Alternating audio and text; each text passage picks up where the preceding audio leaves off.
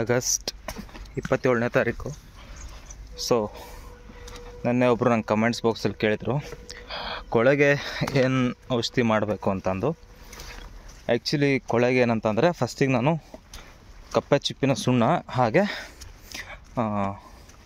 Calcium carbonate ಅದೊಂದು powder ಬರುತ್ತೆ, ಅದೊಂದು ಪೌಡ್ರು, ಆಮೇಲೆ ಬ್ಲೀಚಿಂಗ್ ಪೌಡ್ರ್, ಇವು ಮೂರನ್ನು ಮಿಕ್ಸ್ ಮಾಡಿ ಹಾಕಿ COCನ ಎವ್ರಿ 2 ಡೇಸ್ಗೊಂದ್ಸಲ ಡ್ರೆಂಚ್ ಮಾಡ್ತಾಯಿದ್ದೆ. ಸೊ ನೋಡಿ, ಇಲ್ಲಿ ಲಾಸ್ಟ್ ಟೈಮ್ ಡ್ರೆಂಚ್ ಮಾಡಿರೋದು ಅಕ್ಕಪಕ್ಕ ಯಾವುದು ಸ್ಪ್ರೆಡ್ ಆಗಿಲ್ಲ, ಅಲ್ಲಿಗೆ ಸ್ಟಾಪ್ ಆಗಿದೆ ಅದು. ಇಲ್ಲೂ ಕೂಡ ಹಾಕಿದ್ದೀನಿ ನೋಡಿ, ಕಪ್ಪೆ ಚಿಪ್ಪಿನ ಸುಣ್ಣ ನಿಮಗೆ ಕಾಣಿಸ್ತಾ ಇದೆ.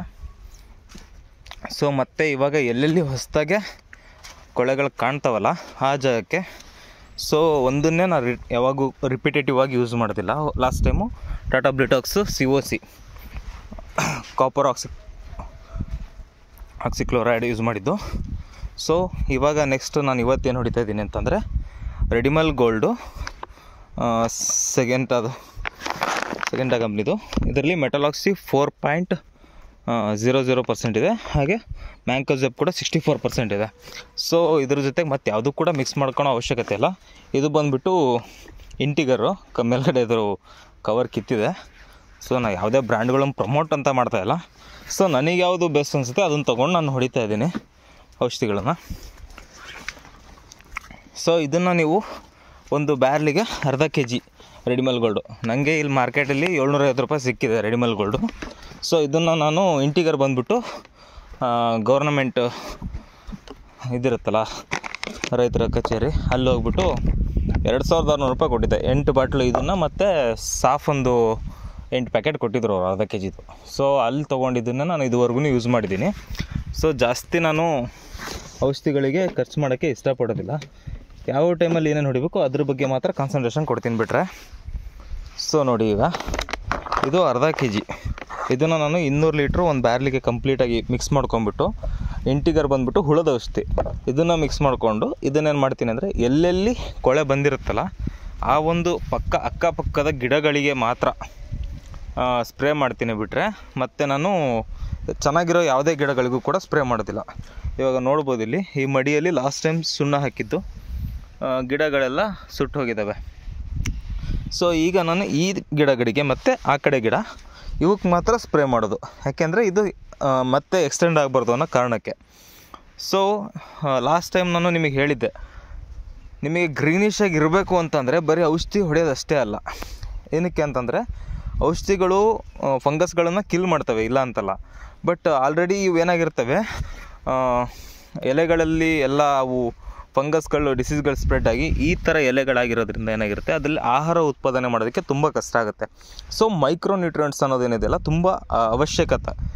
ಸೊ ಮೈಕ್ರೋನ್ಯೂಟ್ರಿಯೆಂಟ್ಸ್ಗಳನ್ನು ನಾವು ಗೊಬ್ಬರದ ಮುಖಾಂತರ ಕೊಡೋದಾಗಲಿ ಗ್ರ್ಯಾನ್ಯುವಲ್ಸಲ್ಲಿ, ಅಥವಾ ಸ್ಪ್ರೇ ನಾವು ಯಾವಾಗ ಫಂಗಿಸೈಡ್ಗಳನ್ನು ಸ್ಪ್ರೇ ಮಾಡ್ತಾ ಇರ್ತೀವಲ್ಲ ಅದಕ್ಕೆ ಆ ಕಾಂಬಿನೇಷನ್ ಮಾಡ್ಬೋದು ಅಂತಕ್ಕಂತಹ ಯಾವುದಾದ್ರೂ ಒಂದು ಇದ್ದರೆ ಮಾತ್ರ ನಾವು ಆ ಟೈಮಲ್ಲಿ ನಾವು ಅದಕ್ಕೆ ಮಿಕ್ಸ್ ಮಾಡಿಕೊಂಡು micronutrients zinc, boron, magnesium sulphur, ferrous sulphur, ಇವಿಷ್ಟು ಸಲ್ಫೇಟ್ ಇವನ್ನ ಮಾತ್ರ ನಾವು ಯೂಸ್ ಮಾಡಬೇಕು. ಇವಾಗ ನೋಡಿ ಇಲ್ಲಿ ಇದು ಕಾಣಿಸ್ತಾ ಇದೆ, ಸ್ವಲ್ಪ ಕೊಳೆ ಬಂದಂಗೆ. ಇದಿಷ್ಟಕ್ಕೂ ನಾನು ಆಲ್ಮೋಸ್ಟ್ ಇಲ್ಲಿಂದ ಹಿಡಿದು ಇಲ್ಲಿ ತನಕ ಸ್ಪ್ರೇ ಮಾಡ್ತೀನಿ ಇದನ್ನು. ಸೊ ಒಂದು ದಿವಸ ಸ್ಪ್ರೇ ಮಾಡಲ್ಲ, ಎವ್ರಿ 2 ಡೇಸ್ಗೊಂದ್ಸಲ ಬಂದುಬಿಟ್ಟು ಆ 200 ಲೀಟ್ರ್ ನೀರನ್ನು ಎಲ್ಲೆಲ್ಲಿ ಕೊಳೆ ಇರುತ್ತಲ್ಲ ಆ ಜಾಗಗಳಿಗೆ ಮಾತ್ರ ನಾನು ಹುಡುಕೊಂತ ಪ್ರತಿಯೊಂದು ಮಡಿಲೂ ಕೂಡ ಓಡಾಡ್ತಾ ಕ್ಯಾನ್ ಹಾಕ್ಕೊಂಬಿಟ್ಟು ಎಲ್ಲೆಲ್ಲಿ ಬರುತ್ತೆ ಅಲ್ಲಿ ಡ್ರೆಂಚ್ ಮಾಡ್ತಾ ಹೋಗೋದಷ್ಟೇ. ಸೊ ಅದೇನು ಮಾಡುತ್ತೆ ಅಂತಂದರೆ ಮೆಟಲಾಕ್ಸಿ ಇರೋದ್ರಿಂದ ಅದು ಸಿಸ್ಟಮ್ಯಾಟಿಕ್ ಫಂಗಿಸೈಡು. ಸೊ ಅದು ಏನಂದರೆ ರೂಟಿಂದ ಹಿಡಿದು ಎಲೆಗಳ ತನಕ ಎಲ್ಲೆಲ್ಲಿ ಫಂಗಸ್ ಇರುತ್ತೆ ಪ್ರತಿಯೊಂದೂ ಕಿತ್ತಾಗ್ಬಿಡುತ್ತೆ. ಅದೇ ನೀವು ಬೇರೆದನ್ನು ಯೂಸ್ ಮಾಡಿದ್ರಿ ಅಂತ ತಿಳ್ಕೊಳ್ರಿ, ಕಾಂಟ್ಯಾಕ್ಟ್ ಫಂಗಿಸೈಡ್ಗಳಂತ ಬರುತ್ತೆ. ಕಾಂಟ್ಯಾಕ್ಟ್ ಫಂಗಿಸೈಡ್ ಯೂಸ್ ಮಾಡಿದಾಗ ಏನಾಗುತ್ತೆ, ಅದು ಎಲ್ಲಿ ಬಿದ್ದಿರುತ್ತೆ ಆ ಜಾಗ ಮಾತ್ರ ಅದು ಕ್ಯೂರ್ ಮಾಡುತ್ತೆ. ಸೊ ನೀವು ಆದಷ್ಟು ಸಿಸ್ಟಮ್ಯಾಟಿಕ್ ಫಂಗಿಸೈಡ್ಗಳನ್ನೇ ಯೂಸ್ ಮಾಡಿ. ಆಮೇಲೆ ಒಂದನ್ನೇ ಕಂಟಿನ್ಯೂ ಯೂಸ್ ಮಾಡ್ತಾ ಇರಬಾರ್ದು. ಯಾಕೆಂದರೆ ಒಂದು ಫಂಗಸ್ ಏನಾಗುತ್ತೆ ಅಂದರೆ, ನೀವು ಇವಾಗ ರೆಡಿಮಲ್ ಗೋಲ್ಡ್ ಯೂಸ್ ಮಾಡಿಬಿಟ್ಟು ನೆಕ್ಸ್ಟ್ ಇದನ್ನು ಯೂಸ್ ಮಾಡಿದರೆ ರೆಸಿಸ್ಟೆನ್ಸ್ ಪವರ್ ಅಂತ ಕರಿತೀವಿ. ರೆಸಿಸ್ಟೆನ್ಸ್ ಪವರ್ ಅಂತ ಅಂದರೆ ಏನಂದರೆ, ಇವಾಗ ಈ ಒಂದು ಏನು ಕಂಟೆಂಟ್ ಇದೆಯಲ್ಲ ಮೆಟಲಾಕ್ಸಿ, ಮ್ಯಾಂಕೋಜೆಬ್ಬು, ಇದನ್ನು ಅದು ಆಲ್ರೆಡಿ ರೆಸಿಸ್ಟೆನ್ಸ್ ಪವರಿಂದ ಅದನ್ನು ತಡ್ಕೊಂಡು ಬದುಕೋ ಶಕ್ತಿ ಅದಕ್ಕೆ ಆಲ್ರೆಡಿ ರೂಢಿ ಮಾಡ್ಕೊಂಬಿಟ್ಟಿರುತ್ತೆ. ಸೊ ನೆಕ್ಸ್ಟ್ ನಾವು ಇದನ್ನು ಹೊಡೆದಾಗ ಅದೇನು ಯೂಸ್ ಆಗೋದಿಲ್ಲ ನಮಗೆ. ಸೊ ಹಾಗಾಗಿ ಲಾಸ್ಟ್ ಟೈಮ್ ನಾನು ಇದಕ್ಕೆ ಟಾಟಾ ಬ್ಲಿಟಾಕ್ಸ್ COC ಮಾಡಿದ್ದೆ. ಸೊ ನೋಡ್ತಾ ಇರ್ಬೋದು ನೀವು, ಕೊಳೆ ಬಂದಿರೋದ್ರಲ್ಲೂ ಕೂಡ ನೀವು ಹೊಸದಾಗಿ ಮರಿಗಳನ್ನು ನೋಡ್ಬೋದು. ಸೊ ಇದು ಏನು ಹೇಳುತ್ತೆ ಅಂತಂದರೆ ನಿಮಗೆ, ಇಫ್ ಇನ್ ಕೇಸ್ ನೀವು ಕೊಳೆ ಬಂದರೆ ಭಯ ಪಡೋಂಥದ್ದೇನಿಲ್ಲ, ಕರೆಕ್ಟ್ ಟೈಮಲ್ಲಿ ಔಷಧಿಗಳನ್ನು ಮಾಡಿ ಸ್ಪ್ರೆಡ್ ಆಗದೆ ಇರೋ ಥರ ನೋಡ್ಕೊಳ್ಳಿ. ಅವಾಗ ಏನಾಗುತ್ತೆ ಅಂದರೆ ನಿಮಗೆ ಮರಿಗಳು ಕೂಡ ಬರ್ತಕ್ಕಂಥ ಚಾನ್ಸಸ್ ಇರುತ್ತೆ. ಸೊ ಒಳಗಡೆ ಇರೋ ಗೆಡ್ಡೆ ಅಂತೂ ಹಾಳಾಗೋದಿಲ್ಲ ನೀವು ಔಷಧಿ ಮಾಡಿದಾಗ. ನೀವು ಏನಾರು ಅಕಸ್ಮಾತು ತುಂಬ ಸ್ಪೀಡಾಗಿ ಸ್ಪ್ರೆಡ್ ಆಗ್ತಾಯಿದೆ ಅಂದಾಗ ಮಾತ್ರ ನೀವು ರೆಡಿಮಲ್ ಗೋಲ್ಡನ್ನು ಯೂಸ್ ಮಾಡಿ. ಇಫ್ ಇನ್ ಕೇಸ್ ಇದಿಲ್ಲ ಅಂತ ಅಂದರೆ COC ಮಾಡ್ಬೋದು.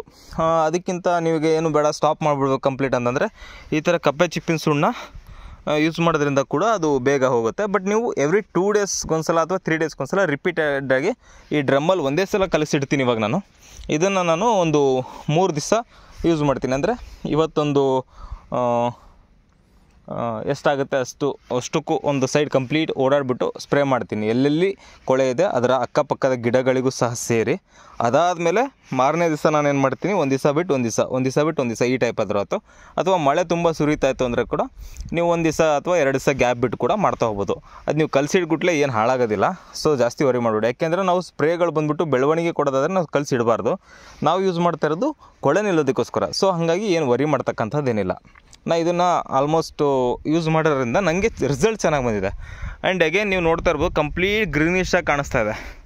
ನಾನಿವಾಗ 21ನೇ ತಾರೀಕು ಅದಕ್ಕೆ ನೇಟಿವೋ ಮತ್ತು ಮೈಕ್ರೋನ್ಯೂಟ್ರಿಯೆಂಟ್ಸ್ನ ಸ್ಪ್ರೇ ಮಾಡಿದ್ದೆ.